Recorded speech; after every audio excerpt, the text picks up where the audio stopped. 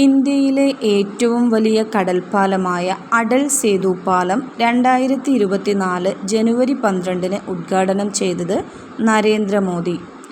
2024 ജനുവരിയിൽ ലോകത്തിലെ ഏറ്റവും മൂല്യമുള്ള കമ്പനിയായി ആപ്പിളിനെ പിന്നിലാക്കി ഒന്നാമതെത്തിയ കമ്പനി Microsoft. African Nations Cup football 2023 വേദി ഐവറി കോസ്റ്റ്. 2024 ജനുവരിയിൽ ബിംസ്റ്റെക് സെക്രട്ടറി ജനറലായി ചുമതലയേറ്റത് ഇന്ദ്രമണി പാണ്ഡെ.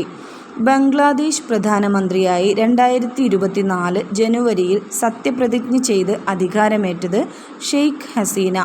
5-ാം തവണയാണ് പ്രധാനമന്ത്രിയാകുന്നത്. തുടർച്ചയായി 4-ാം തവണ. പാർട്ടി അവാമി ലീഗ് ബംഗ്ലാദേശിലെ 12-ാമത് തിരഞ്ഞെടുപ്പായിരുന്നു. ബംഗ്ലാദേശിൻ്റെ സ്വാതന്ത്ര്യത്തിനു ശേഷം ഏറ്റവും കൂടുതൽ കാലം പ്രധാനമന്ത്രിയായ വ്യക്തി.